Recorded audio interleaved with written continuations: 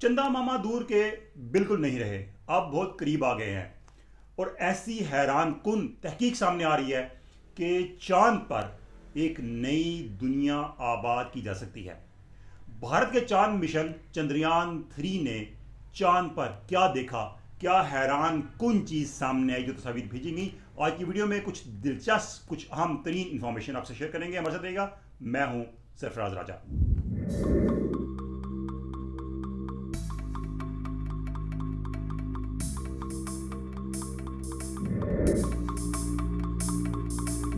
दोस्तों, वीडियो शुरू करने से पहले वही बात, अगर आप हमारे चैनल पर नए हैं, आपने हमारे चैनल सब्सक्राइब नहीं किया, तो आपने हमारे चैनल सब्सक्राइब कर लेना है, बेल आइकन दबा दीजिएगा ताकि हमारी वीडियोस का नोटिफिकेशन आपको फौरी तौर पर मिल सके।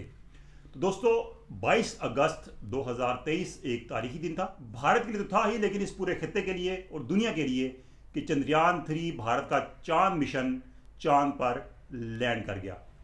इससे पहले 2017 में भारत का जो चांद मिशन था चंद्रयान 2, वो नाकाम हुआ था।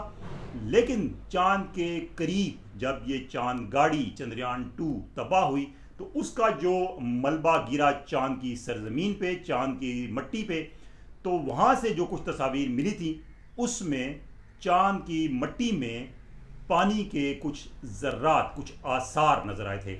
उसके बाद भारत ने अपना अगला मिशन भी चंद्रयान 3 साउथ पोल पर भेजा, जहां पर इससे पहले कोई भी चांद मिशन नहीं गया था।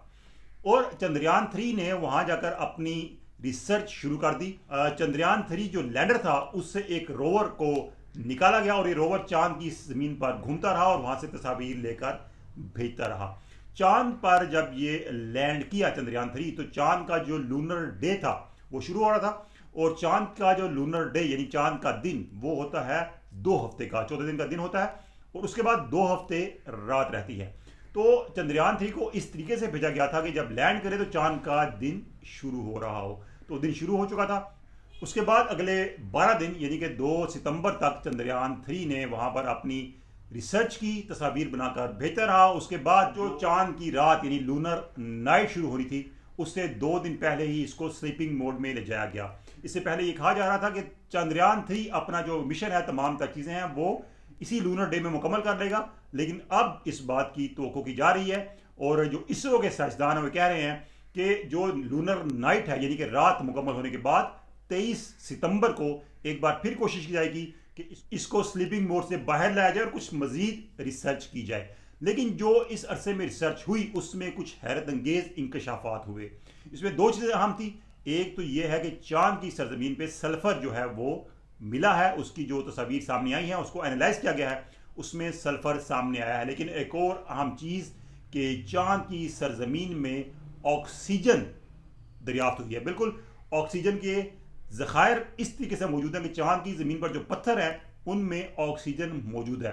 और जो रिसर्च सामने है उसमें बताया गया है कि चांद की सरजमीन पे इतनी ऑक्सीजन है जिससे 8 अरब लोग, यानी कि जितने लोग इस दुनिया पर रह रहे हैं, इतने ही लोगों को चांद पे रखा जा सकता है। ये एक बहुत बड़ी दरियाफ्त है। और आइंदा दिनों में जब चांद पर मून मिशन जाएंगे मजीद, और वहां पर कोई खलाई तहकीकाती इदारा किसी मुल्क का अपना बेस कैंप बनाएगा, लोगों को रखेगा, तो उसमें यह तहकीक इंतहाई अहम साबित होगी। और फ्यूचर में स्टीवन हॉपकिंस एक बहुत बड़े साइंसदान थे, उनकी एक थ्योरी है कि दुनिया पे जगह खत्म होती जा रही है। आने वाले दिनों में इतने लोग हो जाएंगे दुनिया में कि यहाँ पर लोगों का रहना मुश्किल हो जाएगा। तो उन्होंने पहले ही कहा था कि लोगों को किसी दूसरे सैयारे पर यानी मरीख पर शिफ्ट करना शुरू कर देना चाहिए। लेकिन अब चांद पर जिस तरह के आसार मिले हैं जिंदगी के, तो इस बात के इम्कान है कि चांद पर भी ये चीज़ सोची जाएगी कि वहां पर भी लोगों को भेजा जाए और उनको आबाद किया जाए। ऐसी तहकीकात मुस्तकबिल में सामने आ सकती हैं। मुस्तकबिल में इस बात के इम्कान जरूर हो सकते हैं कि लोगों को चांद पर भेजा जाए। तो दोस्तों, ये एक बहुत बड़ी तहकीक थी जो कि इसरो की इस चांद मिशन में सामने आई, और इससे पूरी दुनिया अब मुस्तफीद होगी। इसके अलावा एक और जो तहकीक चांद की सरफेस, चांद की जमीन, सरजमीन के हवाले से जो सामने आई हुई है कि वहां का जो टेम्परेचर है, दर्जा हरारत है, वो 60 डिग्री सेंटीग्रेड है। लेकिन उसमें अहम चीज यह है कि जितना जमीन के अंदर जाएंगे, हर सेंटीमीटर के बाद तकरीबन 10 डिग्री सेंटीग्रेड ये दर्जा हरारत नीचे गिरता जा रहा है। यानी कि 10 सेंटीमीटर नीचे जाएंगे तो वहां पर टेम्परेचर -40 तक पहुंच जाएगा। तो ये भी एक इंतहाई अहम दरियाफ्त है। और आने वाले दिनों में कहा जा रहा है कि इस दरियाफ्त के बाद यहाँ पर जो चांद मिशन जाएंगे, जो ह्यूमन मिशन जाएंगे जिसमें लोगों को चांद पे भेजा जाएगा, उनको काफ़ी मदद मिलेगी। लेकिन ये अहम दरियाफ्त थी जो कि इसरो की इस तहकीक में सामने आई। और इसरो जो इंडिया का स्पेस का इदारा है, वो मुसलसल जब से ये चांद गाड़ी चंद्रयान 3 चांद पर जिसने लैंड किया है, उसके बाद जो मुसलसल ये तस्वीर भेज रही है, उसको अपने ट्विटर अकाउंट पे शेयर कर रहे हैं। और वहां पर आप देख सकते हैं किस तरीके से चांद पर क्या क्या चीज़ें सामने आ रही हैं और क्या दरियाफ्त वहां पर हो रहा है।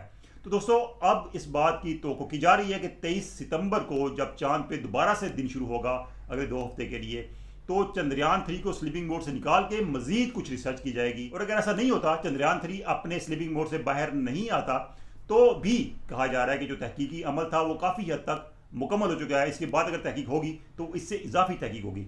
बहरहाल ये एक अहम दरियाफ्त थी, अहम डेवलपमेंट थी, आपसे शेयर की। आज की वीडियो शेयर कीजिएगा, लाइक कीजिएगा, कमेंट्स में अपना फीडबैक जरूर देना है। अल्लाह हाफिज़।